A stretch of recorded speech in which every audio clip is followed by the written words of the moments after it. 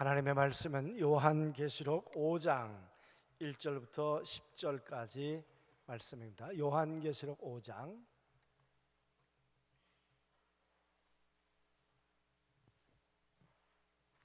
요한계시록 5장 1절부터 10절까지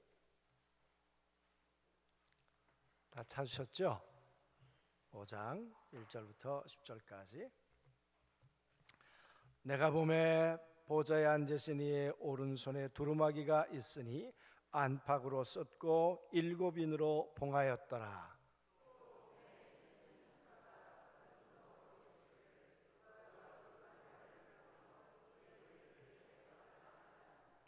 하늘 위에나 땅 위에나 땅 아래에 능히 그 두루마기를 펴거나 보거나 할 자가 없더라.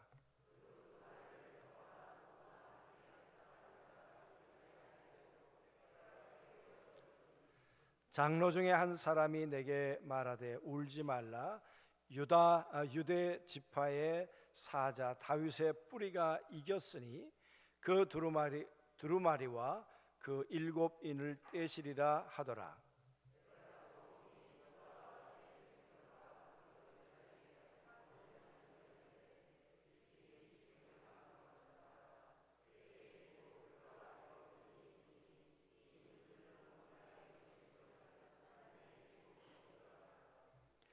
그 어린 양이 나와서 보좌에 앉으신 이의 오른손에서 두루마기를 취하시니라.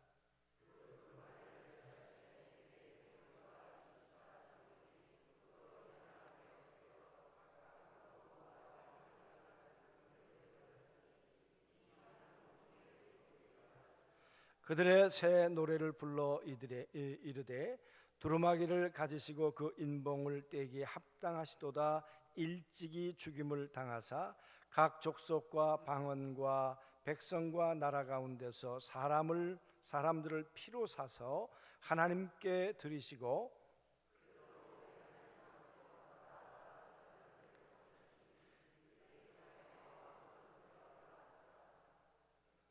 아멘. 오늘 이제 새벽 세 번째 시간인데 부흥회로서는 나오셔서 헌금 봉헌기도 해주시고 또 세 번째 시간 말씀 전해주시도록 하겠습니다.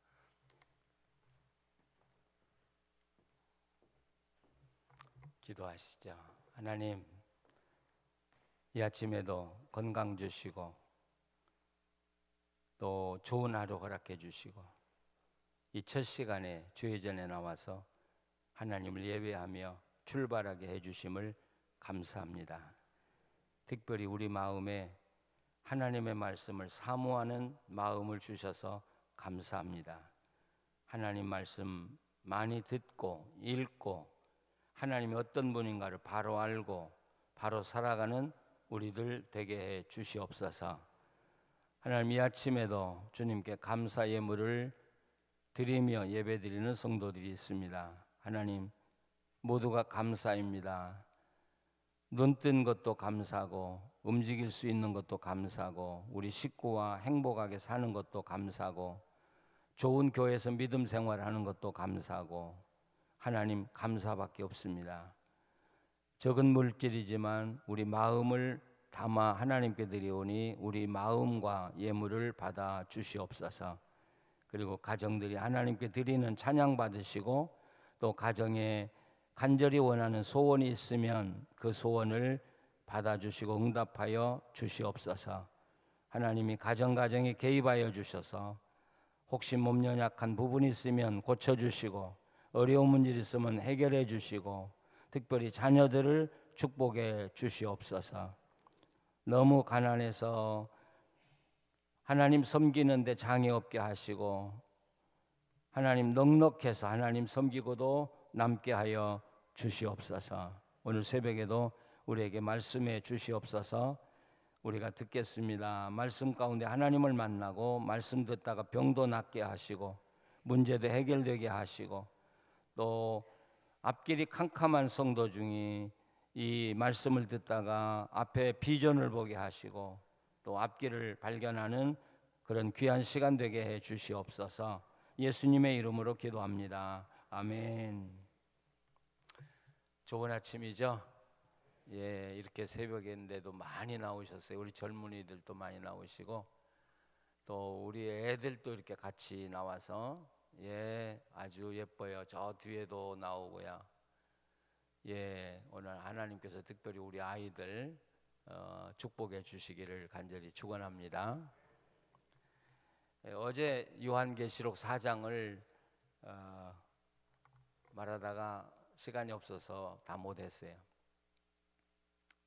보통 요한계시록 4장 그러면 앞에 줄을 달기를 천상의 예배 이렇게 돼 있죠. 그렇죠? 하늘의 예배 이런 게 들어가 있죠. 이런 것들이 우리가 성경을 이해하는데 도움도 되지만 때로는 방해가 될 때가 참 많아요.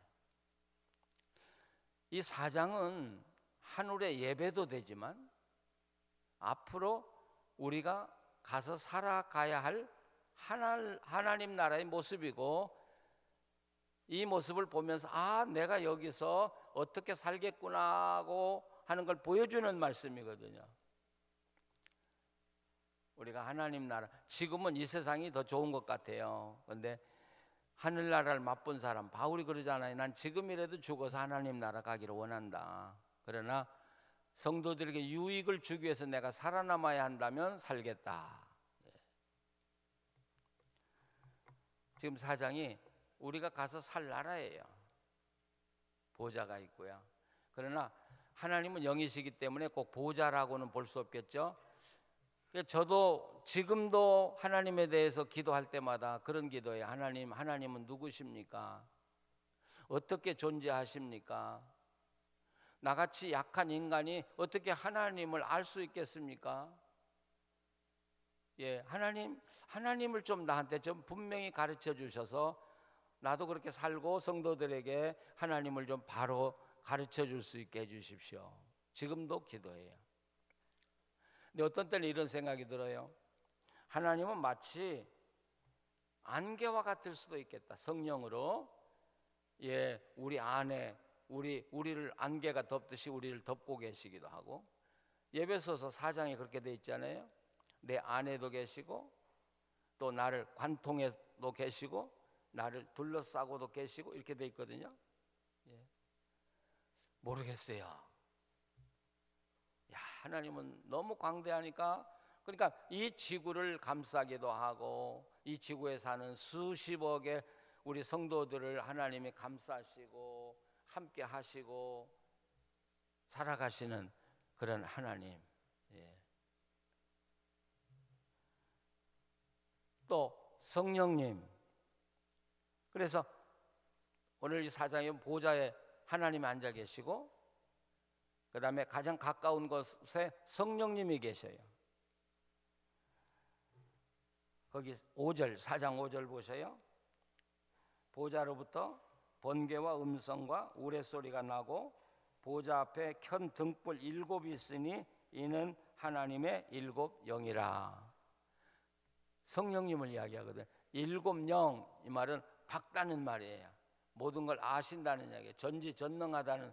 그럴 때 성령을 이야기하거든요. 가장 가까운데. 그러면 예수님 어디 계실까? 하나님은 우리하고 달라가지고 우리는 자리가 다 정해져야 되잖아요. 그렇죠? 여러분이 지금 완전대로.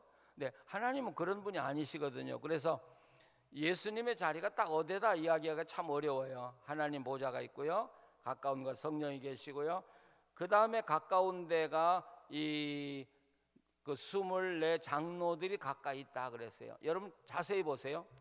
하나님 곁에 천사가 가깝게 있느냐 사람이 가깝게 있냐는 거죠. 자, 누가 가깝게 있어요? 천사가 가깝게 있어요? 사람이 가깝게 있어요? 예? 헷갈리죠? 예, 사람이 가깝게 있어요. 24 장로가. 천사가 위대해요? 사람이 위대해요? 예, 왜요? 천사는 하나님이 부리는 종이에요. 그래서 천사들은 영광도 없어요. 그러나 우리는 하나님이 사랑하는 자녀예요. 그렇기 때문에 이 땅에서 우리가 믿음 생활하기 위해서 어려움도 있고 고통도 있지만 우리에게는 영광이 있다는 거예요. 자녀에게 주는 영광. 그래서 하나님 보좌에 가장 가까운 곳에 이 24장로, 24장로는 뭐 장로라는 것보다는 24는 이렇게 돼요. 구약에서 구원받은 사람 대표 12명, 신약에서 구원받은 사람 12명 합하면 24명이 되는 거예요. 그러니까 이 24명은 이 땅에서 우리 주님 믿고 산 구원받은 모든 사람의 대표자. 예, 대표자. 그 다음에 내 생물이 나와요. 내 생물. 내 생물이 누구냐? 저도 잘 모르겠는데 내 생물은 이 땅의 피조물의 대표자다. 그러니까 피조물의 상징적인. 그래서 어떤 사람은 이 내 생물은 그 천사장이라고도 말을 하고, 어쨌든 이 사람들은요, 이 날개가 6개 있잖아요. 얼굴도 가리고요, 또 발도 가리고요. 두 날개로는 언제든지 하나님 명령하면 날아갈 준비가 돼 있는 것. 그러니까 천사들은 감히 하나님을 볼 수가 없어요. 그러니까 눈을 가리고요, 또 더러운 발을 가리고요. 이 두 발은 하나님이 명령만 하면 언제든지 날아가려고 준비하고 있는. 그래서 하늘나라는 하나님의 뜻이 100% 이루어지는 곳이죠. 그래서 예수님이 주기도문에 뭐라고 기도하라고요? 하늘에서 하나님의 뜻이 100% 이루어지듯이 이 땅에도 하나님의 뜻이 100% 이루어지게 하옵소서, 그런 것이죠. 그러니까 천국이라고 하는 건 하나님의 뜻이 100% 이루어지는 곳, 거기가 천국이거든요. 그러니까 우리 가정이 하나님의 뜻에 온전히 순종하고 산다면 우리 가정이 천국이고요. 우리 교회가 사심없이 온 교인이 하나님을 100% 순종하고 산다면 그 교회가 천국이죠. 믿으시죠? 예. 사실 가정의 문제는 우리가 가정 식구 중에 누군가가 하나님을 떠나서 영적인 질서를 어겼기 때문에 생긴 거예요.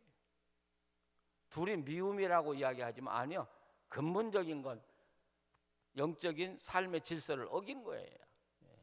누군가가 어긴 거예요. 그러다 보니까 가정에 싸움이 나는 거죠. 교회도 마찬가지예요. 그래서 가정이 화목한 길은 뭐냐? 둘이 다투고 이젠 우리 화해하자, 그리고 잘 지내자 그런다고 해서 절대 화해가 안 돼요. 그렇죠? 또 비슷한 일이 일어나면 또 싸움하고 그러는 거죠. 뭐 해결점이 뭐예요? 둘이 화해하려고 되는 게 아니라 남편이 하나님 앞에 바로 서는 일이 필요하고 아내가 하나님 앞에 바로 서는 일이 필요해요. 그러면 피차 사랑할 수밖에 없어요. 예. 근데 우리는 둘이 화해해야만 되는, 안 돼요. 목사가 개입해도 안 되더라고요. 신앙이 안 되니까. 그러니까 우리 정말 하나님과 함께 사는 사람은 문제 해결은 뭐냐면 그 문제를 해결하려고 몸부림치는 게 아니라 내가 하나님 앞에 바로 서려고 하는 거예요. 모든 일이, 사업도 마찬가지고 자녀 문제도 마찬가지고, 내가 바로 서면 누가 그걸 바로 잡아줘요? 하나님의 성령이 바로 잡아줘요. 미국에서 목회를 하다 보면 아이들이 잘못되는 아이들 참 많거든요. 그럼 부모들은 아이만 혼내요. 이놈, 너 아버지는 공부를 해서 서울대학을 졸업했는데 너는 뭐, 그리고 혼내요. 그래도 안 되면 이제 저한테 와요. 근데 저는 무조건 부모를 혼내요. 당신네들이 하나님의 질서를 어겼기 때문에 이 아이가 잘못된 거지, 당신네들이 회개해야 돼. 처음에 그러면 부모들이 저한테 막 반발해요. 자식 때문에 말이죠. 왜 내가 창피를 당하느냐고. 근데 아니, 내 말 안 들으면 당신 아들 못 고쳐. 당신이 고쳐. 당신이 하나님께 회개하고 돌아가 봐. 제 말을 듣고 정말 하나님과의 질서를 바로 찾으면 자녀들은 그냥 돌아와요. 야, 이게 질서요. 아주 쉬운 곳에 하나님의 이 방법이 있고 하나님의 질서가 있더라고요. 이게 뜻이 하늘에서 이룬 것처럼 땅에서 이루어지다. 네, 저도 목회할 때는 마음이 그렇게 편하지 못했어요. 근데 은퇴하고 보니까 진짜 제 마음이 천국이에요. 욕심도 이제는 없고요. 뭐 자랑할 것도 없고요. 모든 거 다 비우고요. 제가 달라스에 살면서 이제 LA 이사 갈 때 모든 짐을 다 나눠줘 버렸어요. 그리고 우리가 살 수 있는 최소한의 것만 가져가자. 그 많은 책들도 우리 젊은 목사님들 와서 필요한 책 다 가져가라고 그랬어요. 그리고 남는 거 교회에다 다 주고, 살림도 전부 다 나눠주고, 유학생들 맘대로 와서 가져가라고. 그리고 저희 집 지금 와보면 살림이 아무것도 없어요. 그런데 그렇게 평안하고 좋아요. 그게 천국이더라고요. 그게. 많은 거 싸놓고 살지 마세요. 왜 이렇게 힘들게 살아요? 제가 살아보니까 다 내려놓고 하나님만 바라보니까 이 마음이 이렇게 평안한데, 이게 천국인데, 어제도 성가대 이야기했지만 이렇게 천국의 마음을 가지고 사니까 그 의사들이 그래요. 그렇게 살면 엔돌핀이 1000배나 많이 나온대요. 1000배나. 아시겠죠? 탐하지 마시고, 탐하지 마시고 전략하면서 나누고 하나님을 쓰시고, 이게 천국의 삶이거든요. 자, 예수님은 어디 계실까? 확실히 몰라요.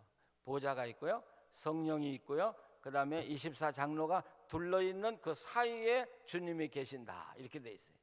어쨌든 모르겠어요.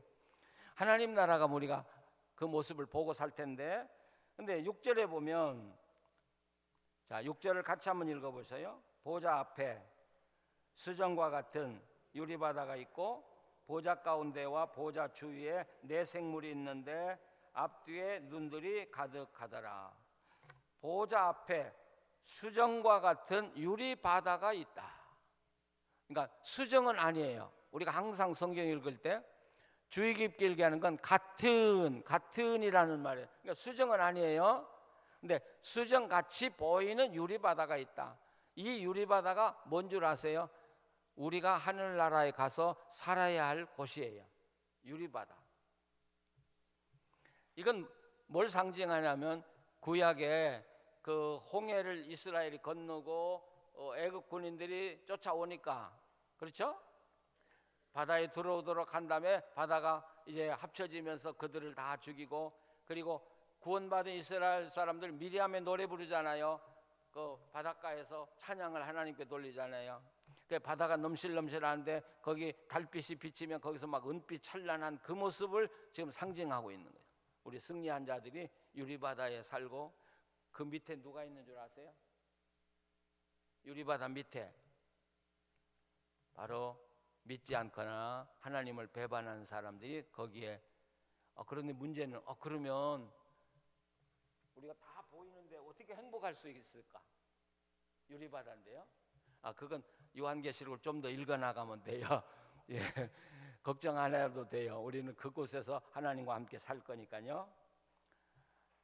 자, 그러면서 10절에 보시면 24장로들이 보좌에 앉으신 이 앞에 엎드려 세세토록 살아계신 이에게 경배하고 자기의 관을 보좌 앞에 드리며 이르되. 자, 우리가 누구라고 했어요? 나라라고 그랬죠? 나라는 뭐라고 했어요? 왕이라고 그랬죠? 근데 그러니까 왕이 관을 쓰고 있는 거죠. 하늘나라에 가면 왕들이 하나님과 함께 보좌에 앉아요. 이제 요한계시록은요, 중요한 것을 앞에 이야기 안 해요. 제일 뒤에 이야기해요. 그래서 요한계시록 끝까지 참고 읽어 나가야 돼요. 저도 끝에 가서 이야기하려고 참고 있는 거예요. 우리가 왕이니까 관을 쓰고 있는 거예요. 보좌에 앉아서 하나님과 함께 왕노릇 할 것이고요. 그런데 그 관을 벗어서 하나님께 드리더라는 거예요. 왜 그럴까요? 얼마나 영광스러운 관입니까? 그런데 이 관은 하나님이 내게 주신 거기 때문에 내가 하나님께 드립니다. 그렇듯이. 멋지잖아요. 하나님은 우리에게 주시고 우리는 그걸 하나님께 드리고, 그러면 하나님은 또 우리에게 주시고 우리는 그걸 하나님께 드리고, 그러면서 하나님과 우리의 사랑이 깊어지는 거 아니겠습니까? 관을 주님께 드리는 거예요. 우리 목사님들도 주님, 제가 누리는 영광이 있다면 이건 당신 것입니다. 주님 앞에 드리는 그 정성. 또 우리 교회에서 어떤 직분이든지 간에 직분 자랑하는 게 아니라 하나님, 이건 하나님이 내게 주신 거니까 하나님께 드립니다. 이런 정신으로 봉사한다면 그게 하나님의 나라라는 것이죠. 자, 그런데 문제가 생겼어요. 두루마리는 보았는데 이 두루마리 인을 뗄 사람이 없는 거예요. 자, 그 속에 뭐가 있어요? 인류 역사가 들어있고요. 또 그 당시 고통받는 크리스찬들의 미래가 들어있고요. 모든 게 다 들어있어요. 이게 떼져야 돼요. 그래야 우리가 어떻게 될지 알 거 아니겠습니까? 근데 뗄 사람이 없었다. 그래서 요한이 울잖아요. 요한이 울어요. 이게 떼져야 되는데, 그래야 우리가 이 고통에서 벗어나는데, 이 죽음에서 벗어나는데 누가 떼겠냐 하고 우는 거예요. 근데 오늘 읽은 4장 2절을 보셔요. 2절을 같이 또 한번 읽어보시죠. 또 봄에 5장 2절, 또 봄에 힘있는 천사가 큰 음성으로 외치기를 누가 그 두루마리를 펴며 그 인을 떼기에 합당하냐 하니. 여기에요, 힘있는 천사, 큰 음성, 이런 말이 나와요. 우리가 크다고 할 때 메가 그러죠. 메가. 그러니까 메가 천사가 메가 소리를 지른다는 거죠. 이게 무슨 뜻이냐면 하나님의 천사가 누가 이 인을 떼기에 합당하냐 하고 이렇게 소리를 치는데, 이 소리가 얼마나 큰지 이 우주 끝에서 끝까지 들리고 심지어 저 지옥까지 들린다. 하나님의 음성은 조용한데 온 세계에 들리는 거예요. 그래서 마지막에 나는 하나님 음성 못 들었습니다, 핑계할 자가 없다는 거예요. 이게 하나님이 천사를 통해서 하나님의 소식을 전하는 거죠. 그런데 누가 이 인을 뗄 수 있겠냐? 이 말은 바꿔 말하면 누가 세상의 주인이냐 이 말이에요. 누가 세상의 주인이냐. 그 당시가 로마 시대거든요. 로마를 우리가 이해를 좀 해야 돼요. 로마 영토가 얼마나 넓었어요? 지금까지 이 땅에 존재하는 나라 중에 로마보다 더 넓은 영토를 가진 나라가 없었어요. 지중해 다 점령했죠. 대서양 다 점령했죠.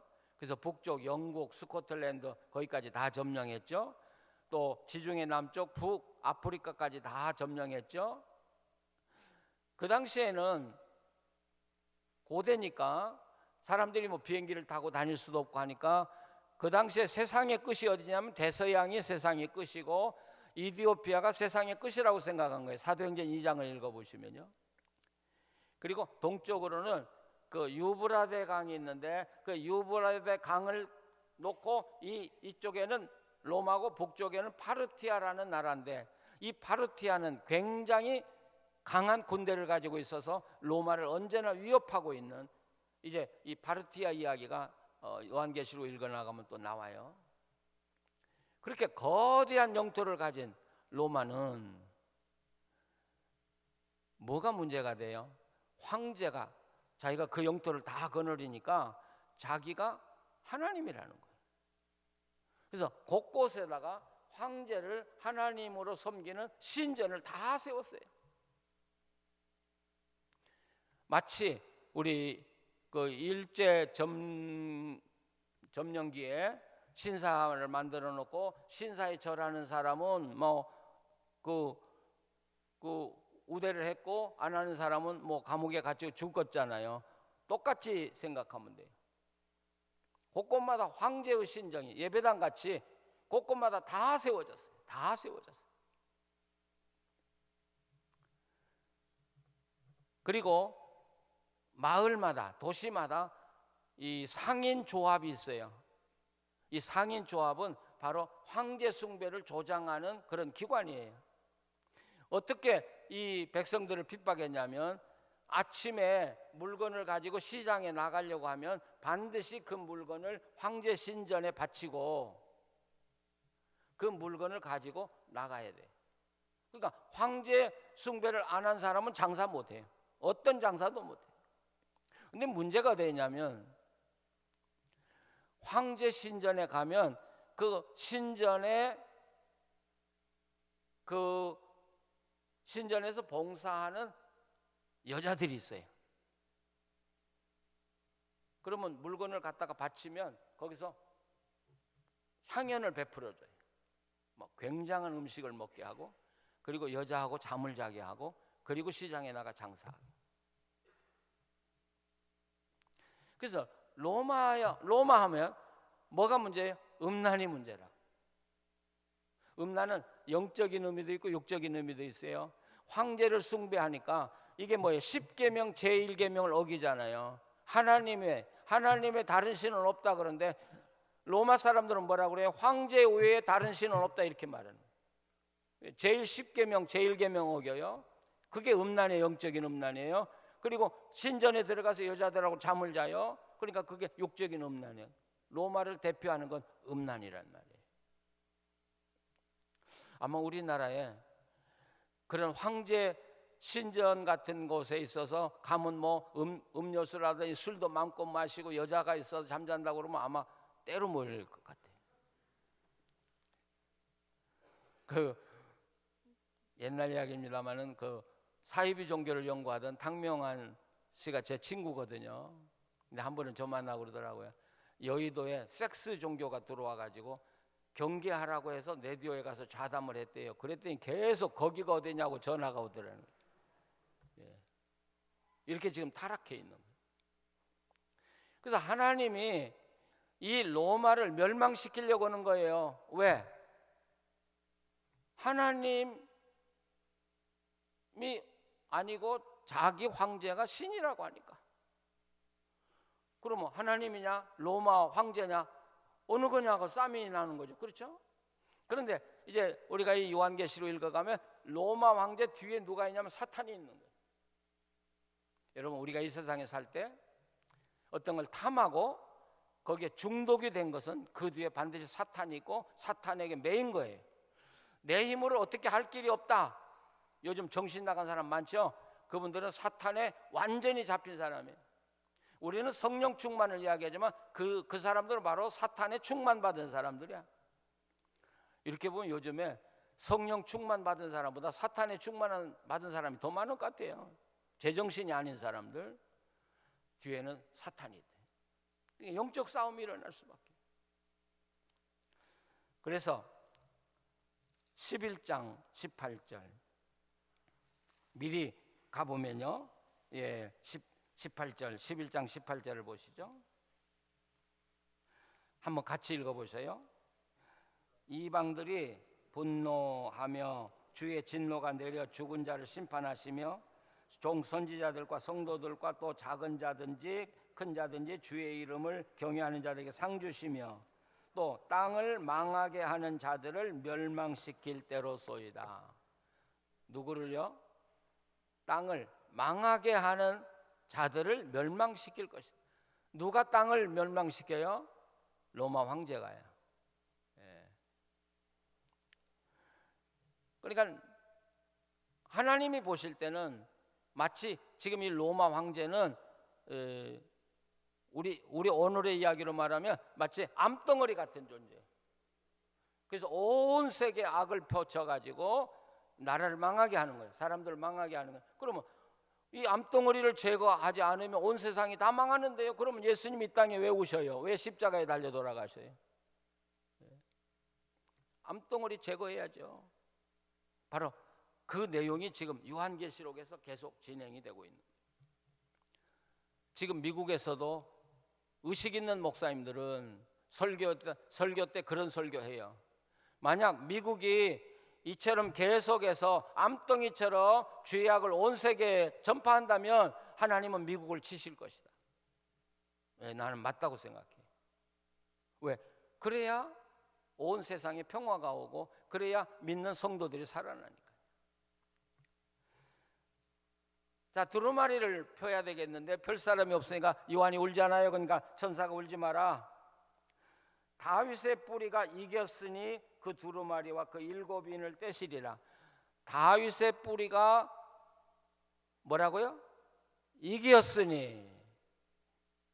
예수님이라고 해서 그냥 두루마리를 펴는 게 아니에요.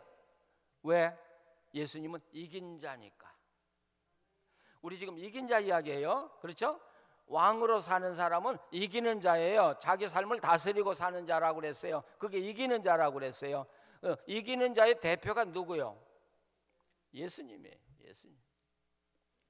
그러니까 예수님은 한 번도 남에게 이끌려 살아본 적이 없어요. 유혹을 받아서 살아본 적이 없어요. 왜 예수님이 유혹이 없었어요? 히브리서에 보면 나도 여러분과 똑같은 유혹 다 받았다고 이야기해요. 예수님들. 그런데 여러분 십자가 고난 다 피하고 싶잖아요. 저도 나이가 들어가 보니까 제일 걱정이 죽을 걱정이에요.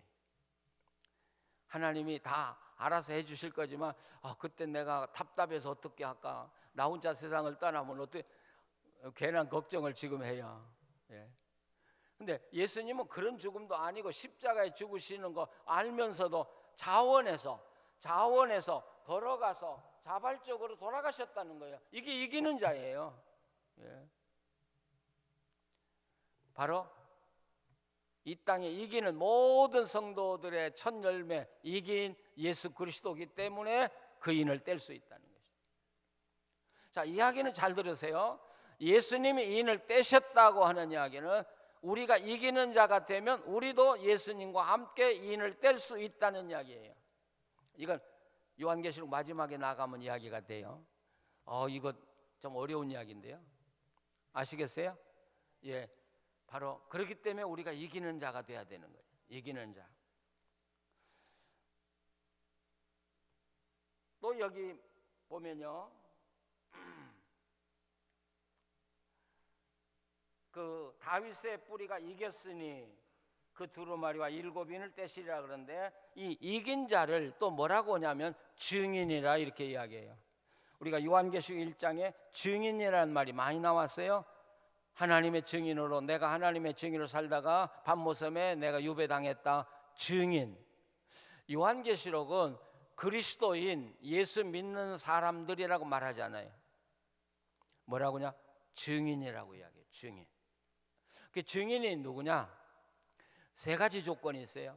사도행전 1장에 보면 그 가룟 유다를 대신해서 제자를 뽑을 때 증인 조건을 내세워요.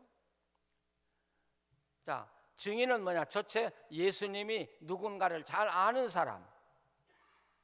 그러면 성경을 통하지 않고는 우리가 예수님을 절대로 잘 알 수가 없거든요. 그러니까 성경을 통해서 예수님을 잘 아는 사람, 첫째.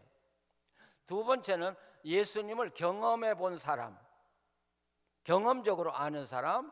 그리고 삶으로, 말로 그 예수님을 나누고 사는 사람이 증인이에요. 자, 이게 크리스찬이에요. 예수님을, 하나님을 잘 아는 사람. 어제 저녁에도 이야기했지만 성경을 연구하지 않고는 하나님이 누군가를 모른다고요. 예수님이 진리를 알지니 진리가 너희를 자유케 하리라는데 우리가 괜히 겁먹는 이유는 하나님이 누군가를 정확하게 모르니까 그런 것이죠. 하나님은 우리 인간처럼 야비하지 않아요. 아주 깨끗하신 분이야. 용서할 때는 그 죄 기억조차도 않고 깨끗이 잊어버리시는, 믿으십니까? 그런 하나님. 그리고 내 정말 아름다운 것도 아니죠. 없죠. 그런데도 우리를 예쁘게 보기 시작하면 그냥 한없이 우리를 축복해 주시는 분. 성경을 알아야 될 이유는 지식이 아니라 하나님이 어떤 분인가를 알기 위해서 그렇잖아요. 그리고 두 번째는 그 하나님을 알았으면 성경을 놓고 살아가 보는 거예요. 여러분, 살아가 보는 거예요. 성경대로 살아보면 반드시 하나님을 만나게 돼요. 어떤 모양으로 만날지는 몰라요. 그러나 하나님은 반드시 만나 주셔요. 그래서 우리가 하나님을 경험할 수 있는 것이죠. 성경의 위대한 인물들은 다 하나님을 경험한 사람, 믿는 자들이 아니에요. 경험한 사람들이에요. 다니엘이 경험했잖아요.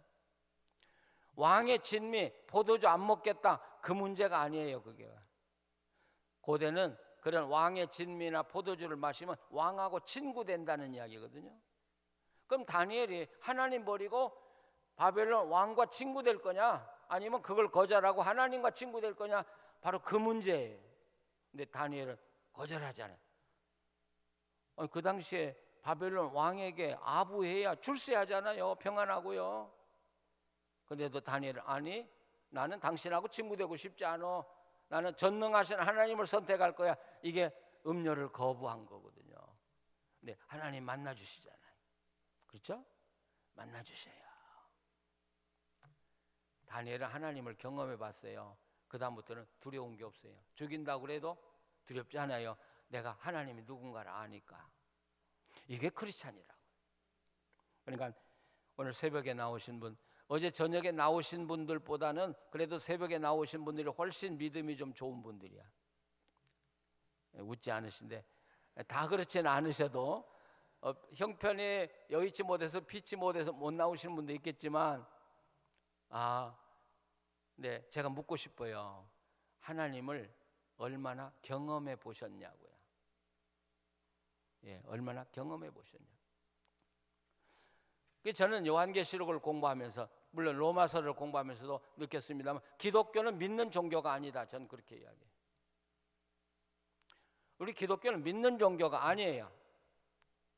우리가 믿는 종교라, 우리가 전도할 때 예수 믿어라 그러니까 우린 불교 믿어, 우린 공자 믿어, 우린 마음에 믿어, 다 믿어. 너나 우리나 똑같은데 뭐 우리가 교회 갈 이유가 없잖아요. 그러면 할 말 없잖아요. 그래서 우리가 용어를 하나 잘못 사용함으로 기독교를 아주 저질로 만들어 놓고 이 모든 세상의 종교와 평준화가 돼버린 거예요. 이게 혼합 종교가 바로 이게 니골라당이에요. 니골라당. 그러니까 우리가 말할 때 우리는 믿는 종교가 아니다. 우리는 하나님과 함께 살아가는 종교다. 아시겠어요? 믿음으로 출발하지만 거기서 멈추면 그 믿음은 죽은 거예요. 그 믿음이 어디까지 가야 돼요? 살아계신 하나님을 만나야 돼요. 예, 만나고 함께 살아가야. 그래, 전도할 때 예수 믿으시오. 아니, 그 이야기 안 통해요. 이제는요. 다 자기들 믿는다는데요. 제가 해봤어요. 서울에서 강의하면서 보니까 지성인들, 교수들 많이 만나요. 전도해도 안 되는 사람들, 자녀들이 저한테 데리고 와요. 네, 저는 이렇게 질문해요. 하나님 만나보셨습니까? 하나님 알고 싶지 않습니까? 교회 이야기하면 질색하는 분들이 하나님 이야기하면 엄숙해져요. 하나님 만나고 싶지 않습니까? 그러면 하나님 어디 계신데요? 아니, 또는 하나님 어떻게 만나는데요? 이렇게 물어요. 예, 이게 중요하더라고요. 그래서 여러분, 아직도 하나님을 경험해 보지 못하신 분이 오늘 여기 계신다면 이제부터 하나님을 경험하도록 힘쓰시기를 바랍니다. 예, 힘쓰시기를 바랍니다. 어떻게 힘쓰냐? 성경을 읽으시고 성경의 마음이 내게 감동이 오면, 우리 젊은이들이 필이 꽂힌다 그러죠. 성경 말씀이 내게 꽂히면 내가 이대로 한번 살아봐야지. 그래요. 살아보세요. 반드시 하나님을 경험하게 되는. 다른 데서 경험하는 거 아니에요. 성경을 놓고 살아갈 때 경험하는 거죠. 뭐든지 좋아요. 기도도 해보시고 11조도 해보시고 전도도 해보시고 여러분이 봉사도 해보시고 뭐든지 한번 해보세요. 반드시 하나님을 만나게 돼요. 제가 할 이야기가 참 많은데 시간이 좁아요. 자, 제가요 국민학교, 그 당시 국민학교 5학년 때부터 중학교 1학년 때부터 새벽기도 다녔거든요. 아니, 부모 따라간 게 아니라 저 혼자 갔어요. 가서 무슨 기도했냐면, 하나님 나를 좀 만나주세요. 제가 기도할 게 없잖아요, 중학생이. 그때부터 새벽 기도를 하면서 계속 하나님 나 만나주세요. 근데 하나님이 안 만나주시더라고요. 그래서 제가 포기했어요. 하나님은 만날 수 없는 분이로구나. 근데 고등학교 1학년 딱 됐는데요, 하나님이 저한테 찾아오셨어요. 제 안에 하나님이 오셨다니까요. 이거 참. 그래서 저보고 너를 나한테 바치라 그러시는 거예요. 근데 고등학교 1학년 때 꿈이 지금 한참이잖아요. 예, 할 게 너무 많잖아요. 세상이 너무 재밌잖아요. 그래서 아니 나는 당신에게 못 바쳐.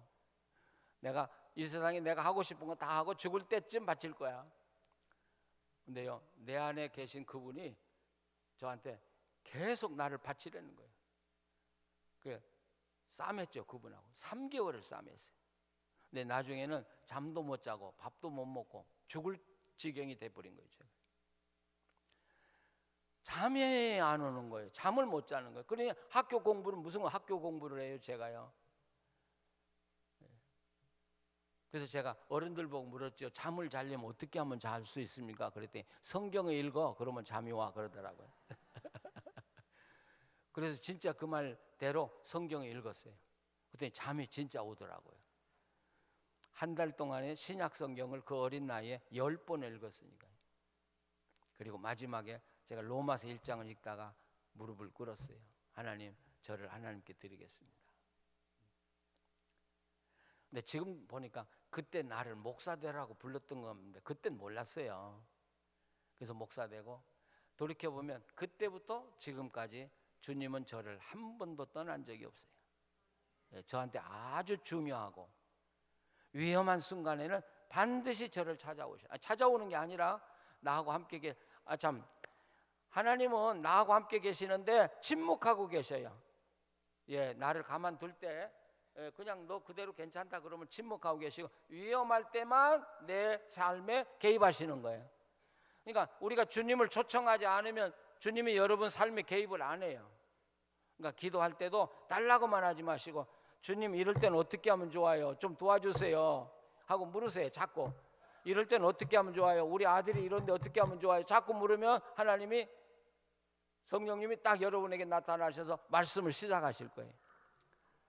자, 지금 여러분과 함께 계셔요. 근데 여러분들이 하나님을 만날 준비가 안 됐거나 하나님을 만나고 싶지 않으니까 하나님이 여러분에게 개입하지 않으셔요.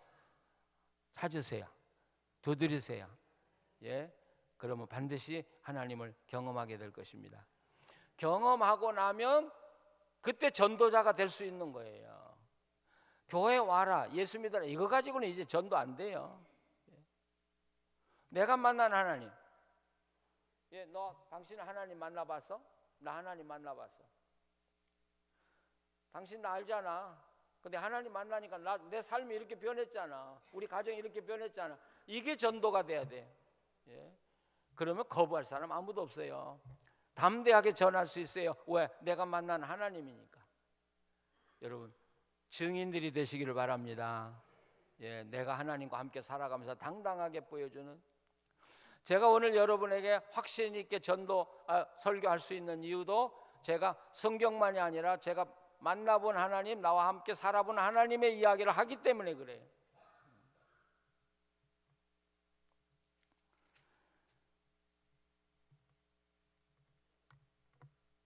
자, 그 다음 6장에서부터 이제 6시까지는 반드시 끝날게요. 바쁘신 분들은 가시고요. 6장에서부터 인을 떼기 시작해요. 6장 2절 보시면 자, 오라 하니까 2절 한번 같이 읽어보세요. 이에 내가 보니 흰 말이 있는데 그 말 탄 자가 활을 가졌고 면류관을 받고 나아가서 이기고 또 이기려고 하더라. 그러니까 누가 이 인을 떼겠냐? 이 말은 누가 세상의 주인이냐? 로마 황제냐? 하나님이냐? 선택하라는 거죠. 근데 이 인을 뗄 수 있는 사람은 오직 누구예요? 예수님밖에 없다는 게. 그러니까 이 땅에 하나님은 오직 예수 그리스도밖에 없다고 선언하는 거죠. 그리고 이제 하나님의 심판이 이 로마 황제 위에 임하기 시작하는 거예요. 이게 세상의 종말이라고 이해하는데 세상의 종말이 아니에요. 이건 로마에 임하는 재앙이에요. 근데 우리가 재앙이 3가지 나오죠. 인재앙, 나팔재앙, 대접재앙. 이런 이야기 많이 들어보셨죠? 근데 인재앙과 나팔재앙은 심판이 아니고 회개하도록 촉구하는 재앙이에요. 그러니까 이런 일을 당할 때는 내가 회개할 일이 있구나 하고 회개하면 되는 거예요. 근데 나팔재앙, 대접재앙은 대접재앙이 시작이 될 때는 하나님의 회개를 기대하지 않아요. 그때는 무조건 부시는 거예요. 무조건 죽고요. 이걸 뭐라고 그래요? 노호프선 넘어갔다. 노호프선. 이 노호프선이라는 것은 나이가라 폭포에서 나온 말인데요. 나이아가라 상류에 가면 굉장히 넓은 강이 흐르는데 아주 잔잔하게 흘러요. 그러니까 아이들도 거기서 물장구 치고 놀 수 있어요. 아니 그 밑에 폭포가 있으리라고는 아무도 상상을 못해요. 그래서 정신없이 놀다가 물에 조금씩 떠늘러 갔는데 마지막 급류가 시작이 되는 거죠. 그러니까 그 구조대원들이 어디까지 이전에는 구조하는데 그 선을 넘어가면 구조하지 않는다. 그게 노호프선이에요. 그러니까 놀다가 정신없이 놀다가 그 노호프선을 넘어가면 아무도 구제하지 않아요. 그냥 폭포에 떨어져 죽는 거죠. 그러니까 대접재앙은 뭐냐? 노호프선을 넘어간 거예요. 그때는 하나님이 회개하기를 기대하지 않아요. 이제는 무자비하게 심판하시는. 그러니까 지금 인재앙과 나팔재앙은 이것은 하나님의 사랑이 담긴 재난이라는 말이죠. 아시겠죠? 예, 희망이 있어요. 자, 그런데 첫 번째 흰말 탄자가 나왔어요. 활을 가졌고 면류관 받아 나가고 이기고 이거 또 이기더라. 이 사람이 누굴까? 어떤 분들은 이게 예수님이다 그런데 아니 이분은 예수님은 아니에요. 왜? 지금 예수님은 말씀을 하고 계시니까 예수님 자신은 아니에요. 단지 예수님이 보낸 사자다 이렇게 말할 수 있겠죠. 근데 지금 로마는 온 세상을 지배하면서 로마가 온 세상에 착취를 해가지고 그거 가지고 음탕질을 하고 먹고 마시고 그리고 음란한 짓을 하면서 살아가면서 뭐라고 그래요? 로마는 평화다. 팍스 로마를 이야기하잖아요. 로마는 절대 무너지지 않는다 하고 이야기하는데 지금 하나님의 말씀이 떨어지면서 말이 나오기 시작하는 거예요. 이게 뭐예요? 팍스 로마는 깨진다 하는 거예요. 인간이 만든 평화는 절대로 오래 갈 수 없다. 미국의 평화가 절대 오래 갈 수 없고 중국이 저렇게 악을 쓰지만 중국의 평화는 절대 오래 가지 못한다. 왜? 하나님의 평화만 온전하니까요. 그래서 하나님의 평화가 로마 팍스 로마를 지금 뚫고 나가는 거예요. 그러면서 뭐예요? 이기고 또 이기더라. 우리 크리스찬들은 절대 패배가 없어요. 믿으십니까? 예, 내가 패배자 같이 보일 때가 있어요. 초라하게 보일 때가 있어요. 그러나 아니, 우리는 이기고 있고 앞으로도 이길 것이고 또 이길 것이고. 왜? 하나님이 이기시니까. 믿으시죠? 자, 오늘도 우리가 이겨야 돼요. 예, 우리 앞에 어떤 일이 우리를 기다리고 있는지 몰라요. 그러나 아니, 우리는 이겨. 예, 하나님이 나와 함께 계시니까. 그리고 이기고 또 이기고 또 이기고. 하나님은 승리자시기 때문에. 예, 주님이 이긴 자시기 때문에. 그래서 이 인재항이 이제 두 번째, 세 번째 이렇게 이어지죠. 그래서 두 번째 들으니까 흉년이 돼요. 흉년이 되고요. 예, 세 번째 되니까 검은 말, 이게 재난이고요.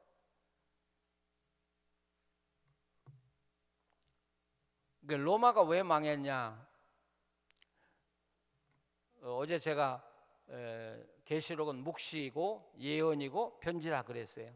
그러니까 요한계시록 읽을 때는 무조건 오늘로 옮겨 놓으면 안 돼요. 항상 묵시를 먼저 해석하고 그 다음에 그걸 예언으로 풀어서 우리에게 적용을 해야 이게 바르게 성경을 이해하는 거거든요. 로마가 왜 망했냐? 로마는 하루아침에 이루어지지 않았다 그러죠. 로마는 하루아침에 망하지 않았어요. 자기들도 모르는 사이에 서서히 망했어요. 왜? 하나님이 그들을 회개하도록 했는데 회개하지 않았거든요. 역사가들이 말할 때 로마가 왜 망했냐? 세 가지를 이야기해요. 하나는 재난이에요. 오늘 여기 나오죠? 재난이 계속 들기 시작한 거예요. 재난이 드니까 국고가 바닥이 났어요. 근데 로마는 그 넓은 영토를 지배하려고 하다 보니까 다른 외국인 용병을 쓰기 시작한 거예요. 이분들은 로마를 위해서 싸움하는 거 아니에요. 돈 받으려고 싸움하는데 국고가 바닥이 나니까 돈을 지불할 수가 없었어요.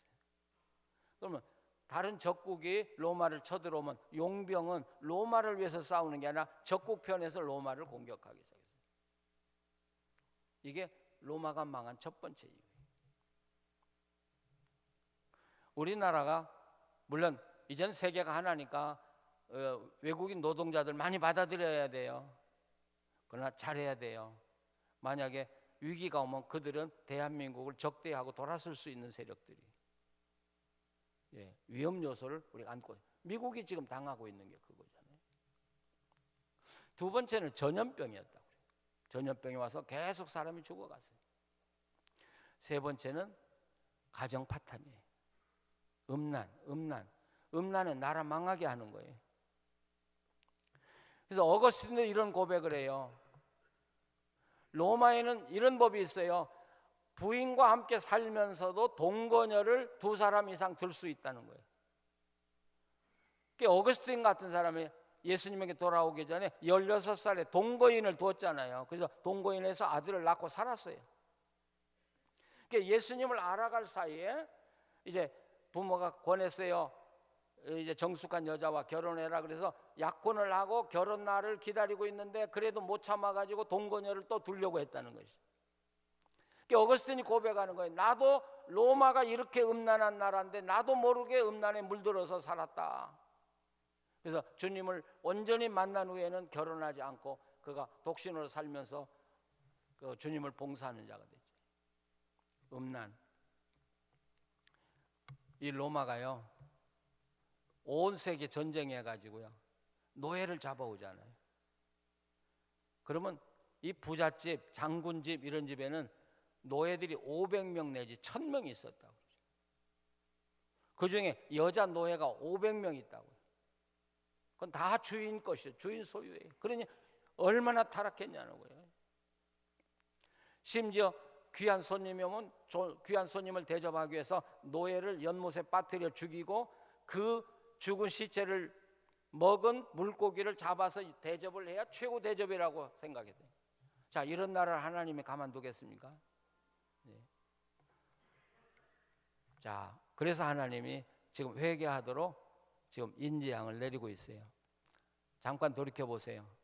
지금 미국이 어떻게 되고 있어요? 미국에 9/11 그 월트레이드 센터 무너진 후에 계속 재난이 이어져요. 계속 재난이. 이건 하나님이 미국을 경고하시는 거예요. 아마 미국이 회개하지 않으면 점차 큰 재앙이 내리기 시작할 거예요. 대한민국은 어떻고요? 지금 미국이 공갈치고 이북이 공갈치고 하는 게 저거 우연이 결코 아니라고요. 우리를 회개하도록 촉구하는 거라고요. 너희들 내가 너희 나라를 부하게 만들었는데 그거 가지고 흥청망청 살고 음란하게 산다면 내가 너희 나라를 축복할 이유가 뭐냐는 거죠.